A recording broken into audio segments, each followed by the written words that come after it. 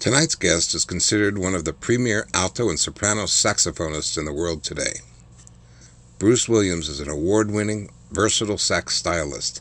He has mastered a wide variety of diverse playing environments, from traditional, swing, bebop, post-bop, hard bop, hip-hop, all the way to avant-garde and progressive jazz. He is an in-demand performer, not only as a soloist and band leader, but as a sideman, section player, and woodwind doubler. Bruce has performed, toured, and recorded with countless jazz legends, including Little Jimmy Scott, Frank Foster, the Lincoln Center Jazz Orchestra, the Count Basie Orchestra, the World Saxophone Quartet, Russell Gunn, and Roy Hargrove, to name just a few. Oh, and of course, the Red Bank Jazz Orchestra, and as such, he's featured on my album, Strike Up the Band, on Hip City Records. Many of you will know him since Bruce has been active on our stages and in our programs since the very beginning of this organization in 2006.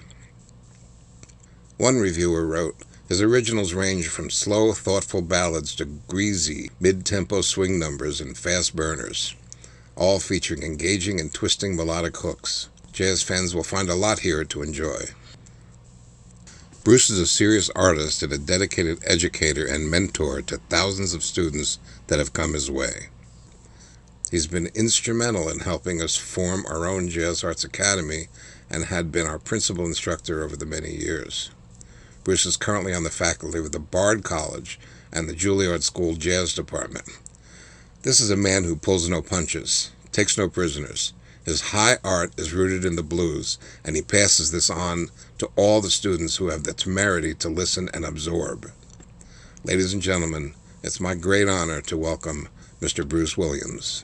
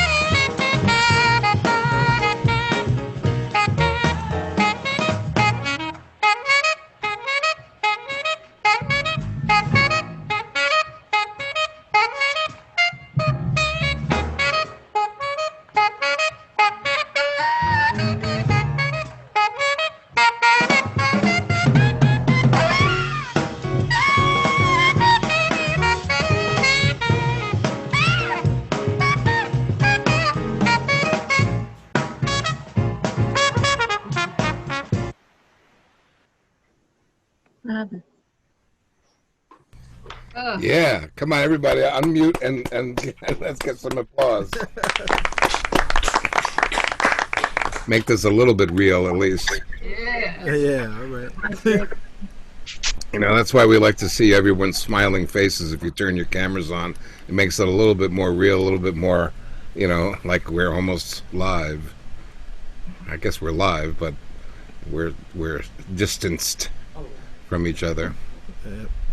It's something. It's not quite the same as being in the same room and listening to music, or performing music for that matter. It's a different energy completely, right? It is, and I didn't know how much I missed it until a friend of mine named Kate Curran she decided let's get together in her backyard and play. And you know, she's a singer, so we just put together a quintet, and we just got together and would play the tune she wants to play, like pull up the I Real B, leave it in concert key, because she's playing all these wild songs and stuff that almost nobody sings, you know. And man, it was just a lot, you know, to get out there and play, and you realize like, wow, I haven't hit with a drummer with that kind of intensity and swing in person in so long. You're almost ready to cry because, like, man, I just missed this. You Right. know, Right. and everybody was a little bit off center, but nobody complained. Everybody was just happy to be with each other just to get it out. And we've Yeah. done a series of them where we're threatening to do a CD called Backyard Sessions. Not a bad idea. Not a bad concept, right? So we're working on that concept. It'll be mostly a vocal jazz with two horns, a rhythm section, some arrangements, a couple probably quintet tunes, but mostly around her. Should I volunteer my backyard? Well, she has a nice backyard, but we could do it at Okay. your backyard. We could do it at your backyard too. That might be interesting. You know, It might she's be she's live streamed a few times. It's funny, like with the tip jars that people put up with PayPal and Venmo and Cash App and all that kind of stuff. I was shocked the first time we did it, and we all made like $37. Like it's like six of us, and we made $37. I was like, wow, man. I never that was like $370. 37 each or 37 total? No, each. Oh, okay. That's I was not like, bad. I was like, whoa, man! Like you sitting at home not making any money, not playing, and all of a sudden you get $37 in the tip jar. Like, whoa, that all right, you know. That brings me back to college days when, I went to Manhattan School of Music. So on the weekends, we used to go, and sometimes during lunch hours during the week, we used to go down to Wall Street by the World Trade Center and set up. I had a little quintet down there, and we used to play and put out a hat, and we made bank. There's people walking around with lots of money. They didn't know what to do. Absolutely. I mean, we'd come up with $100 a piece doing that kind of thing. I've been there. Yeah. I've been there, and it's. I'm just so happy to play whenever I get a chance to play. Because I mean, I don't really like the word play because I'd rather use the word perform. Because play loosely means you're joking around. And I'm not joking around. But I will say play for lack of a better term. I'm happy to play right now. Whether I'm making $10, no dollars right now, just to keep the horn in my hands, it's so important. It's important for all of us. I mean, there's such a emotional and spiritual connection to the music, that vibration, there's nothing like it. You're right. Absolutely right. Speaking of vibrations, we had Lakeisha here the other week, a couple of weeks ago, and I mentioned you were going to be coming on probably, and she lit up and said, "That's my man." She said you're responsible for a lot of her success. Essentially, what she said. I've taught a lot of people. I do have a list in my head, but I really don't ever like to name drop the list, because once I give them information, I feel like you're off in the world to do what you have to do. I can't make the career for you, but I can give you the tools via my experience, my education, to help you do what you need to do. I don't need to walk around with a badge of honor, like I taught this one, I taught that one. I rarely mention, that was my student, unless it's like a question of my credentials, and then after that, then like okay. But I'm happy to help whoever. Oftentimes as an educator, we want it for the student more than they want it for themselves. And we've always wanted it for, our students, because the music, there's a cultural implication. Being America's greatest gift to the world, we have to keep it going in this country. The rest of the world loves the music so much, but we kind of treat the music like a second-class citizen. Here, here. And so since we have the opportunity to pass it on, you either are going to be a player or you're going to be a great consumer of the music. And those are the two things we need. As a consumer, you become a fan. And with Lakeisha was always a hard worker, and she always liked funk and R&B, but she was a student of jazz. Yep. And she's kind of blended both worlds rather successfully at this point. And good looking girl, plays strong, smart about the business, And and she plays a Yanagasawa saxophone. that I hooked her up with, Yep. Yep. and Van Doren mouthpieces that I pushed her to get that Oh, endorsement. there you go. Bruce is a Yanagasawa artist. Um, one of And their Van premier Doren. artists, and Van Doren, one of their Yeah. premier artists. And on your trips to Japan, yeah, we didn't mention Roy. We lost Roy. What was it? A year ago? A couple, No, almost 2 years. 2 years ago. It's coming on 2 years, and it's hard. It's hard to really think about. Man, almost 2 years. I mean, because Roy and I are the same age. I'm older than him by a couple months, but he became famous and known while I was still trying. Like, he was ahead of me. He was ahead of all of us. But he was such a gift.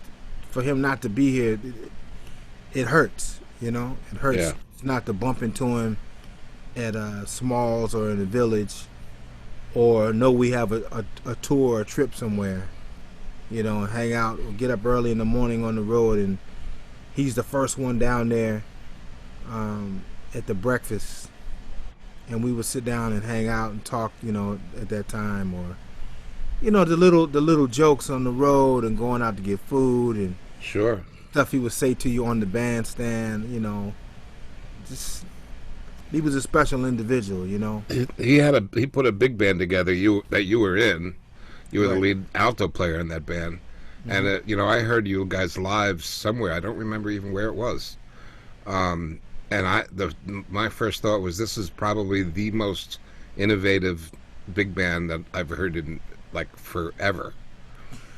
Well, he had been working on that for a while. Like in the earlier '90s, he had like the one, and then when I came in, it was more like 1A, and it was like some of those guys, and then the rest of us. And then we toured a little bit, did some gigs, but then it kind of fizzled. And then I started playing with the quintet from that video you saw. And the quintet relationship was only 6 months. I was juggling the Count Basie Orchestra, the World Saxophone Quartet, and that gig at the same time. I would sub one and go to another, or have a day off from here and go do that one, or take off 2 weeks and go out with Roy and this. I was Couldn't get the good gigs, could you? you know. World Saxophone Count Basie Orchestra. I mean, come on. I mean, at the same time, but like that was rough. That was wearing three different hats and 3 different styles, but 3 different styles that I really love. I didn't feel like foreign in any way, dealing with playing avant-garde and learning from Oliver Legg, Hamiet Blewett, and David Murray, or standing next to my peer, or playing the classics from the Basie band. I mean, I just enjoyed all of it. Yeah, actually, that's what makes you really appealing as a player to me. To tell you the truth, is that you have a versatility to you, and when I had you sitting down playing some corny stuff in my band, I got to admit, and you know what, you took it seriously, and you were right there, and you played it the best it could be played. Well, I mean, the history of the music is, you could call it young, but it's kind of deep for as young as the music is. It's very deep.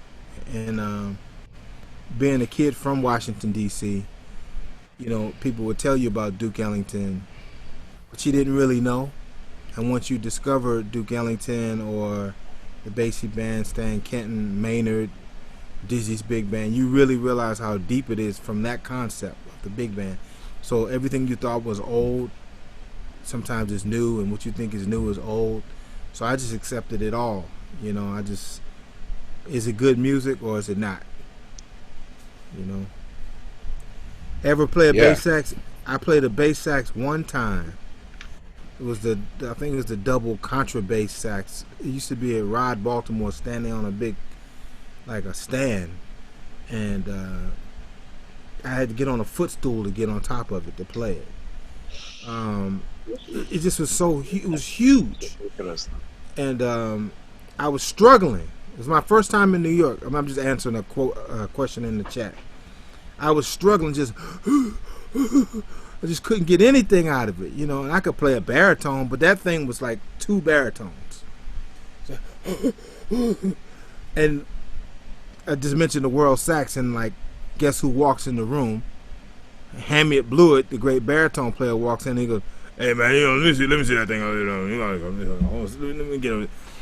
Didn't care about anybody's germs, no COVID, nothing. He just got on the same mouthpiece I was huffing on. Hey, and I just like, whoa, and I knew who it was. I was like, whoa, that's Blewett.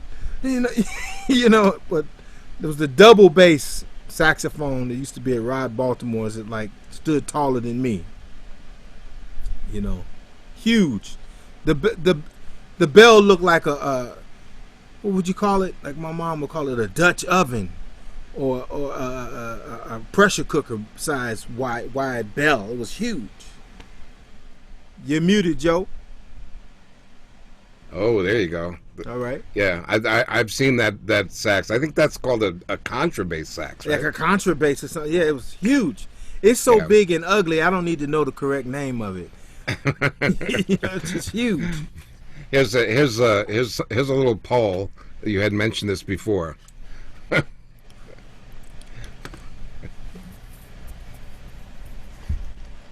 You see it? There are only two kinds. Oh, okay, right.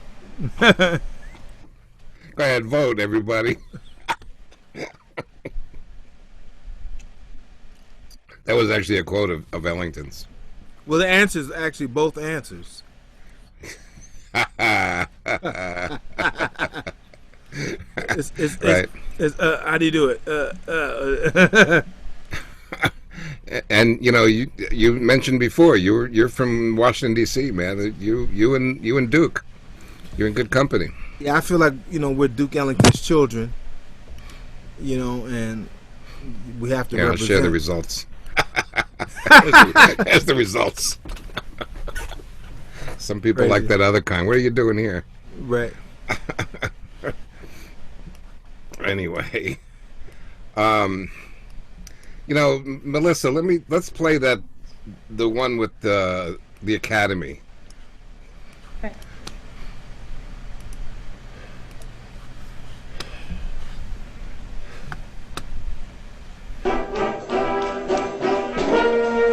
I teach here at the Jazz Arts Project. It's a community-based organization trying to teach young people about jazz. Some of the students have grown tremendously in that they weren't able to express themselves verbally or musically. And now they're starting to take solos on their own. And they've greatly improved by just even showing up, just participating. They have a better appreciation for jazz music. His interest in the diversity of music has grown. Jazz Art Academy helped him to be like a more responsible human being. He became a great musician in the process of doing that too.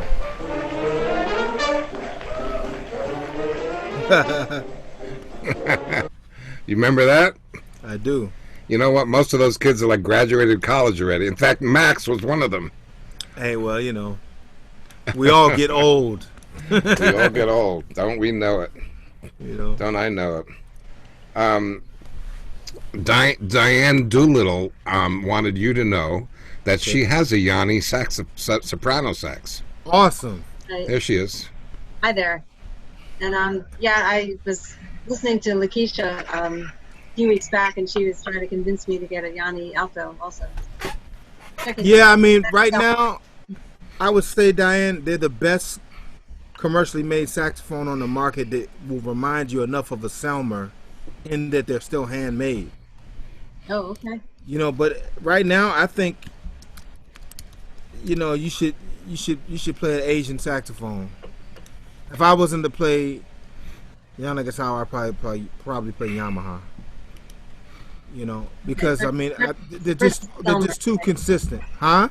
Versus playing a Selmer.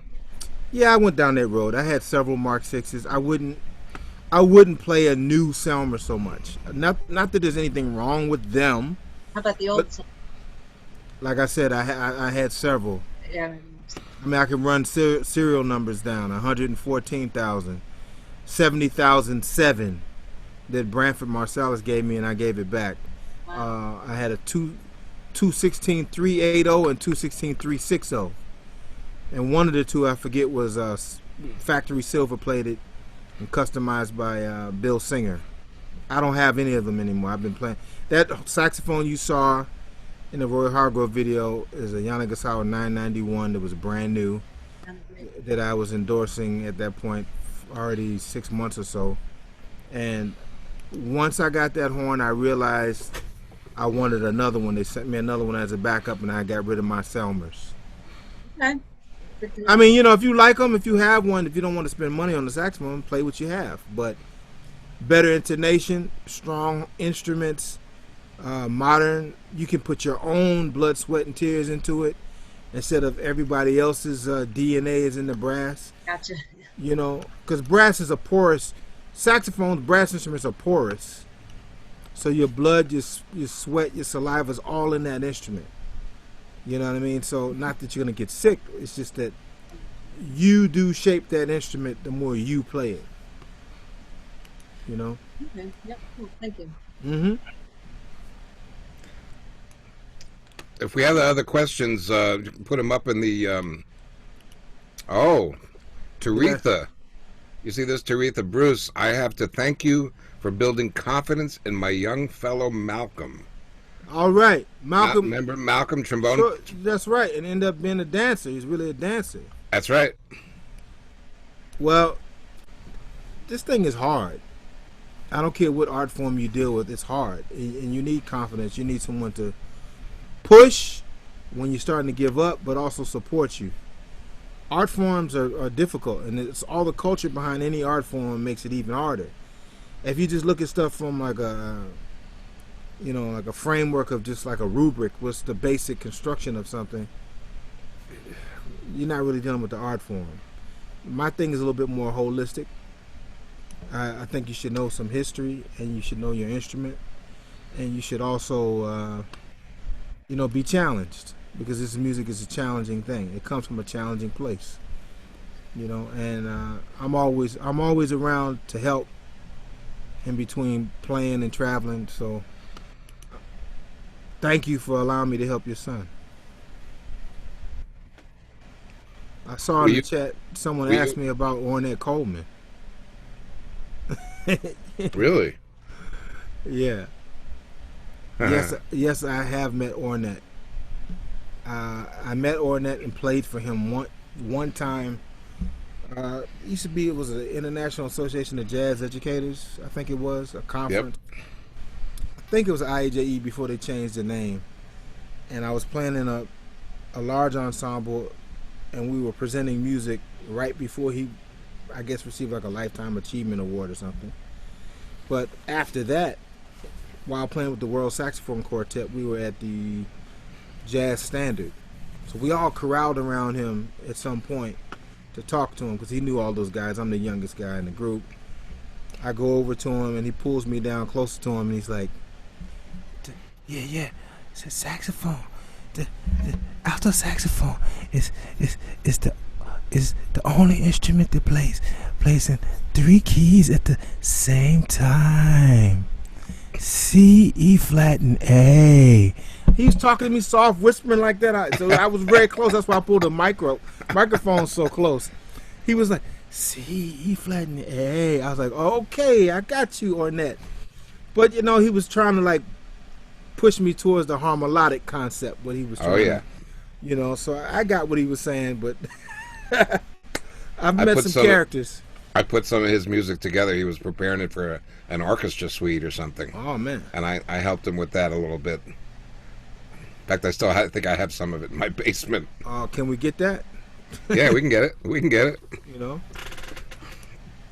Any other questions? Hey, Carmen, can I ask you to come on by and do our little commercial bit? You sure can. Bruce, yes, it's a pleasure to meet you tonight, and to know that you are part of the history and legacy of building the Jazz Arts Project. So thank you. And I know that there are a lot of smiling faces out here, younger and older faces that have been touched by your talent and your wisdom and your motivation. So it's a pleasure to meet you. I just want to say that nothing speaks greater to the You're muted now. Oh, did I go mute? Sorry about that. I was going to say nothing speaks greater to support Jazz Arts Project than the testimonies of people who've actually been through the program. And so we've got a lot of those people who are here today. And we also have, I think, Teresa, who mentioned about her son Malcolm, who was influenced by your words and your motivation. And he's a great dancer, you said, right? Yes. Yeah, so people go on to do wonderful, wonderful things. Melissa's going on to the University of Vermont. And I know Ben is going on to college as well as a few others. And so we just ask if you would please make a donation to Jazz Arts Project. We're currently teaching our middle school camp right now. What week are you in now, Joe? Is this the second week, third week? You're on mute, Joe. This is the third week. It's very challenging, I've got to tell you.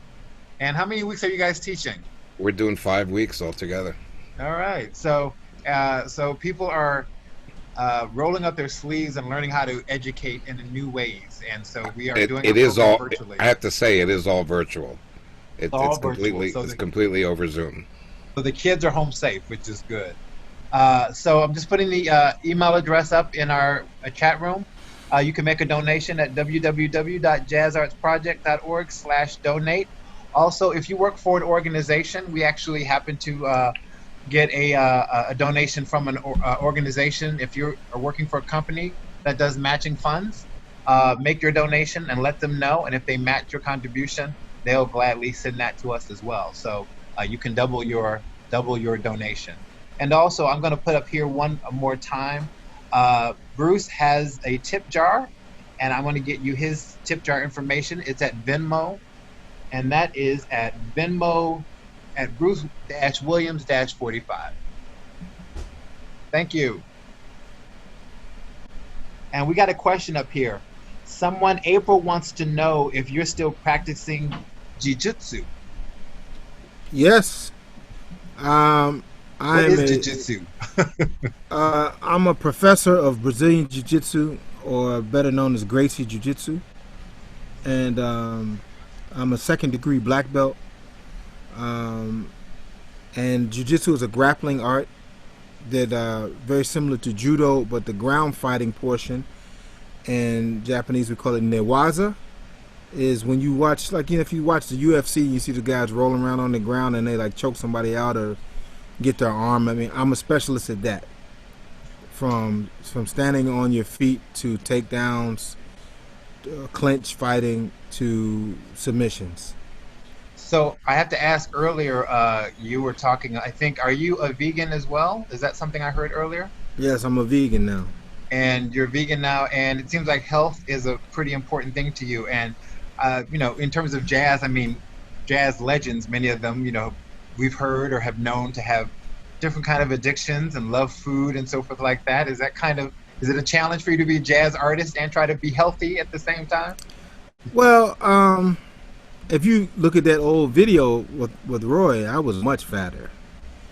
I was much younger and much fatter. And when I started jiu-jitsu 14 years ago, I was a kid that did a little sport karate for a little while.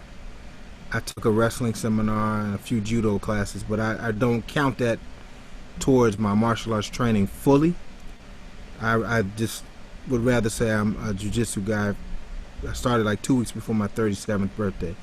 And the point I'm trying to make is I got hit by a car pretty badly, and my back and legs would hurt, and I started gaining a lot of weight. And just walking through malls, like I would have that sciatic pain just running down my hip to my ankle, my knee, and everything. So I gained weight.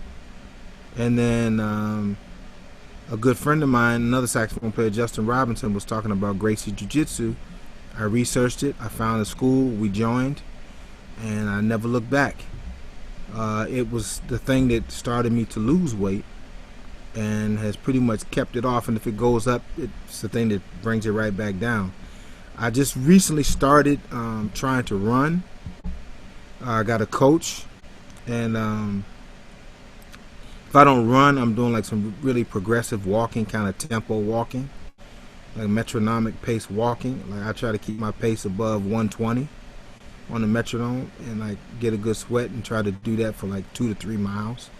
which after 2 miles it starts to be a pain because you're still trying to keep a good pace, uphill, downhill, flat, wherever. But I don't drink. You know, I've never been into drugs, none of that stuff, the typical jazz artist thing. It's just not my thing. I don't like the feeling. I don't like the look of it. I don't like the concept of being out of control. I'd rather be in control of my environment. Being healthy, also, I became a vegan because I became very sick a little more than a year ago. And a friend of mine told me to stop eating certain foods immediately. So when he told me, I was like in shock. All the stuff he told me to not eat. So that night I had like my last piece of chicken, and I was like, that was that. So we're coming on close to 2 years of plant-based, or what you call vegan. And Yeah, you're muted. You're muted, Carmen. Have these changed in habits in terms of your playing? Do you feel it's better, different, breathing, or any noticeable differences? Sure, I was a kid, childhood asthma, lifelong asthmatic, and I rid myself of so much mucus. And if I get like a cold or flu or something like that, it seems to last a much shorter duration of time. And I can sense my allergies in a way that's a little more tolerable and can get clear a lot faster. A lot of things just don't bother me the way they did. If I have anything that has any trace of dairy in it, it starts to show up in a couple of days. I know it. Like my nose will let me know. Sneezing, the allergies will feel a little bit more this way or that way. I take my regular asthma medication, but the rescue inhalers are probably 90% reduced. It's got to be like seasonal stuff, or I'm really exerting myself. I don't use it as much as I used to at all. We need you to stay safe, Bruce. So you keep doing that, the healthy march. We all need to maybe take a page from that as well. But I can tell you, with the Brazilian Jiu-Jitsu, nobody messes with Bruce on the bandstand. Oh man, come on, man. I'm like a big teddy bear, we have Kung Fu Panda at the school. They call me Jiu-Jitsu Panda. Right. In fact, that's true. A lot of the students have come into the academy, and the first couple of times they're a little scared, and they start getting to know Bruce a little bit, and sooner or later somebody says, "Oh, he's just a big teddy bear." Right. There's a bark, but I don't bite. Bruce, you know this, but I'm going to share that Bruce's daughter and myself share the same birth date. That's right. Years apart, of course. Yeah.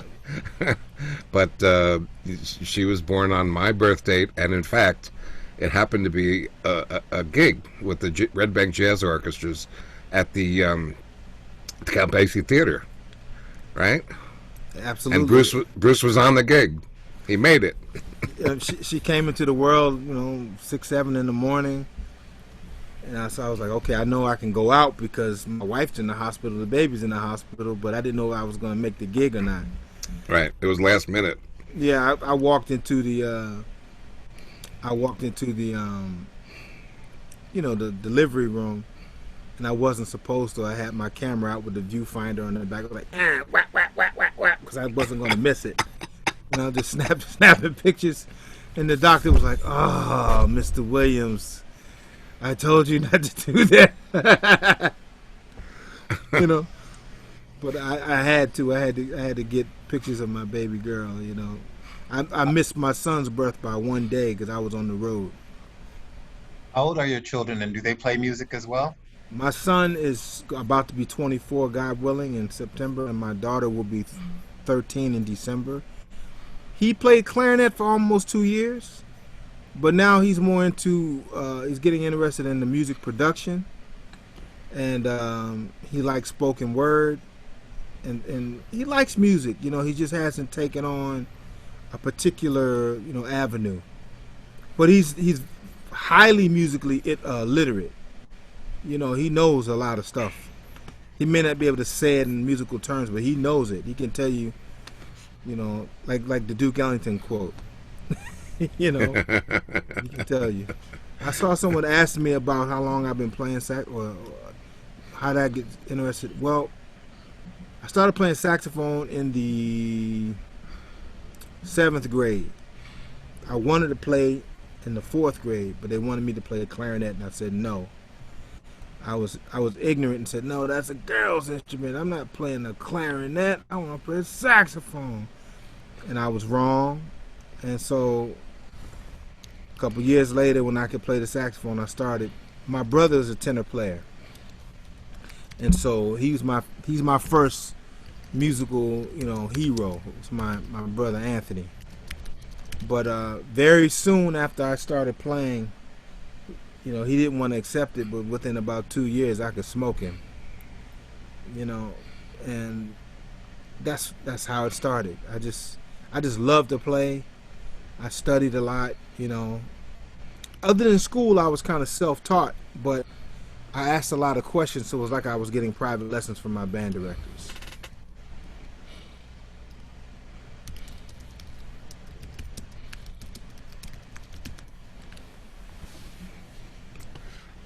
I'm looking to see if there's any other questions. Well, part of that question in terms of jazz, my band director kind of got us on jazz like right away. After we played beginning band for a little while, he put together a little jazz band. He taught us one blues scale, how to tune, and then he started us playing Jimmy Forrest Night Train. That was the first song I ever learned, and that stuck with me the rest of my life. And there we you just go. got a question from Ben Fig. Can you read that, Joe and Bruce? Do you see that? Ben, Yeah. turn your mic on. You can ask it in person. So I know you as an educator. Turn your mic up. Yeah, speak up, Ben. In my personal experience, I know you as an educator. Can't hear you, Ben. Well, I don't know how to. I hear you. I was just wondering when you first started getting. I know you're quite well known as an educator as well. So I was wondering when you first started getting into that field and how you've developed as an educator over the years. What lessons that has taught you as a musician? I've been teaching saxophone since I was in high school. So I had private students since I was 16 or something like that. And people that were, just starting or not as developed in high school, they actually had their parents call me and I gave them lessons. So I've been teaching saxophone for a very long time. And then once I moved from DC to here, to New Jersey, sometimes people would ask, or sometimes I would offer advice to a youngster, and then it kind of just developed out of that. Then I was asked to join NJ Pack's Jazz for Teens program, and it kind of just spiraled from there, because I was playing with so many people and out here doing so much as a young guy, and I had been mentored by so many people by that time. I was just asked to do that. Most of these teaching positions I've never auditioned or filled out an application for or whatever. It just developed. It kind of word of mouth, and it's been like that the bulk of my life. I've learned a lot from teaching because I learned to give back what was given to me and then process it to use it for myself on the bandstand. Yeah, you're giving back from those that gave to you, right? Yeah. That's really important. The whole African saying, it takes a village. It really does. People pass the torch and show you and share. It's not yours. It's not mine. It's not mine. It's whoever receives it. It's almost public domain. Of course, I have my own spin on certain things. Of course, I do. But it's really not mine. you know, and you have to be And- willing to give back. And you were mentored by some of the greats.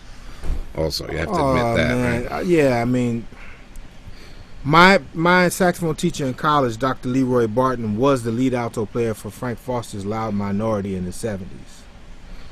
So Frank Foster was writing music and arranging and helping to conduct the big band for Tess Marsalis, which was Branford Marsalis' wife at the time. She had a band called the Swing Daddies, all young guys for the most part. We played the old Iridium every week for a while. So I started off playing second alto, then ended up playing lead alto. And then when he put the Loud Minority back together, he asked me to join. The gig got rained out. We never played. And I said to Frank, if you would have me, I would love to have this opportunity again to learn from you, play with you.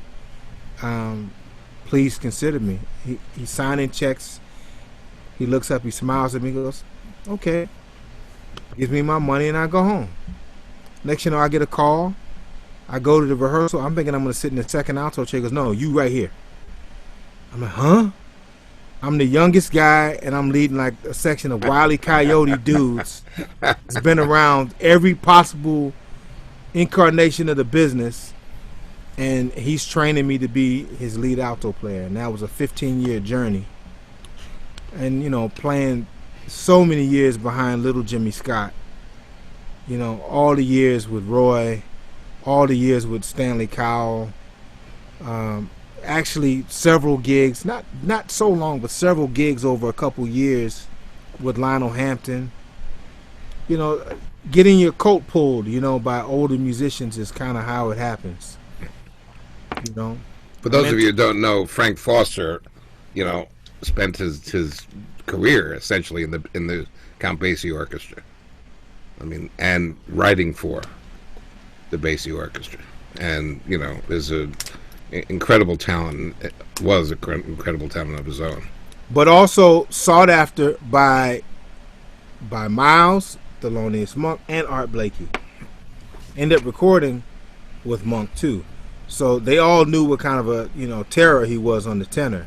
But he decided to stay with the Basie scenario because he had family. Lucas? Hi. Alan. It's Alan Lucas. Hi, good evening. Thank you very much. This was a wonderful interview. I'm a board member on the Jazz Arts Project. I was wondering, could you play a little something for us this evening? Oh, come on, man. I had a feeling that was going to come up. I mean, I don't even have a wet reed. I told you to bring your axe, man. Well, I'm not far from it. I'm in the basement.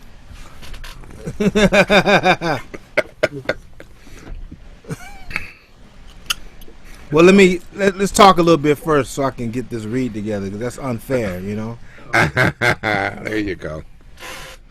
Well, Alan is a board member for the Jazz Arts Project also, and we're absolutely happy to have him on board.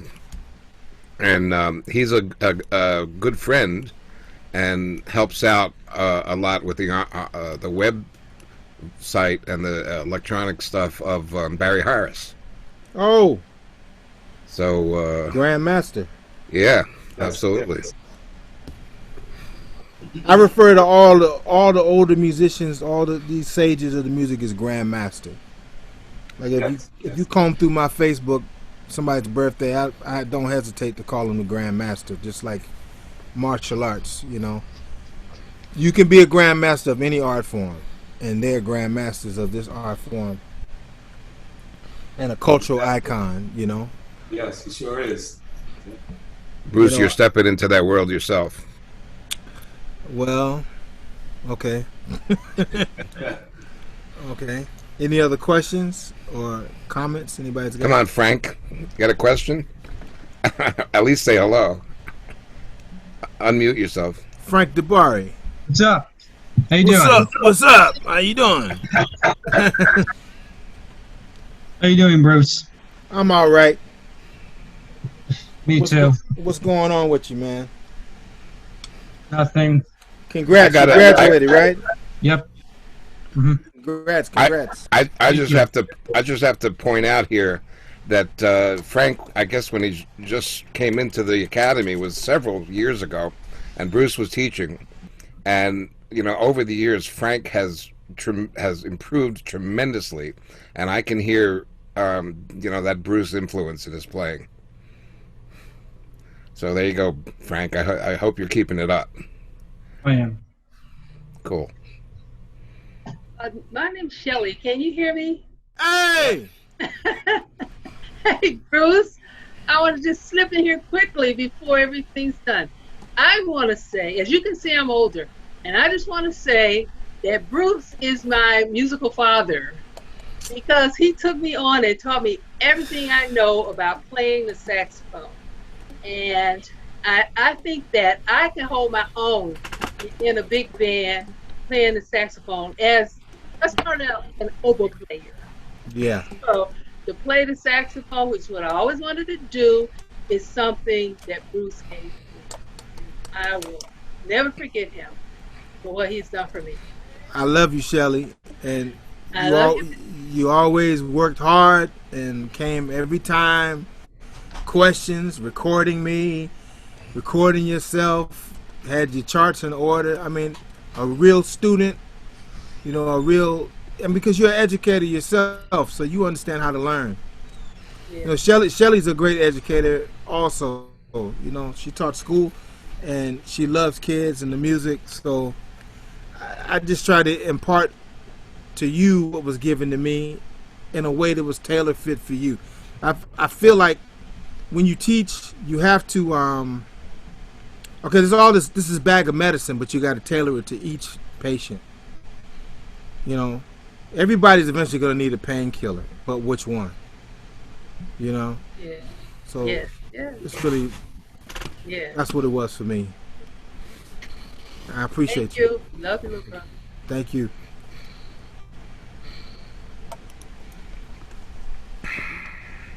This is too loud, so hold on. So I know we put you on the spot here, but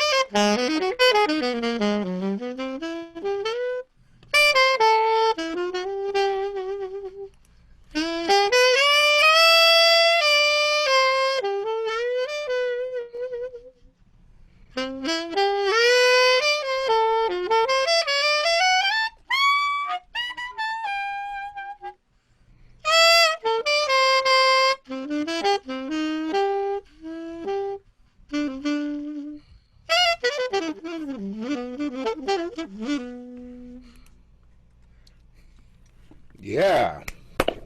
Come on, man. I ain't even warm up today.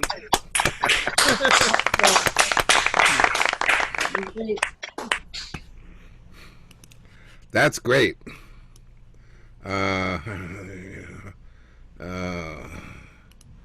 So that's wonderful, Bruce. I want to thank you so much for sharing all that with us. And looks like the time got away from us a little bit, but oh, come on, Joe. Do we have to? Wow, come on, man. here's the thing. On, man? Here's what happens. As usual, we have an after gig hang. So we're gonna end the official proceedings and mute a couple of people. We're gonna end the official proceedings, and we're gonna hang here for a little bit if anybody wants to hang and talk a little bit. So we'll call it a day. Bruce, I want to thank you so much for being here. It was fun. It was a lot of fun, and we've been doing these for a couple of months now, I suppose. And you know, it's at least something for us to share some thoughts about music and to meet some great artists along the way. So thank you all for coming. Yeah, and donate to Jazz Arts Project, because you know, whether I'm there or not, these kids, they need the support. Arts education is not cheap.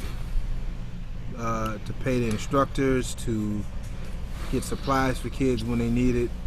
Also, I've done this before, but if any of you have instruments that you need to get out of your house to donate, you should. Because even if they're like not in the best shape, they can be repaired. Some kids somewhere could get to it. You know, don't think that they just have to sit in the closet. And sometimes instruments are traded up for parts, so other instruments can be acquired. So if you got stuff, you know people, a flute, I don't care if it's a cello, you know, a trombone, a drum set, cymbals, saxophones, whatever it is, trumpets, keyboards, you know. Some kids need instruments at home. They don't have stuff to practice on at home, or they can't take the school instrument. A lot of inner city kids can't take the school instruments home. So if they have their own working trumpet or something, then they own it. You know, so please consider that, you know, because that's another way to give back. Money and instrument donations. I just put up our email for the Jazz Arts Project in the chat box, and if you do have an instrument and want to talk about it, please feel free to email us. But I appreciate that, Bruce. That's fantastic. So here we go. Thanks again, everybody, for coming. And as I said, hang out if you want to do the after gig hang. And we're officially over. Thanks again, man.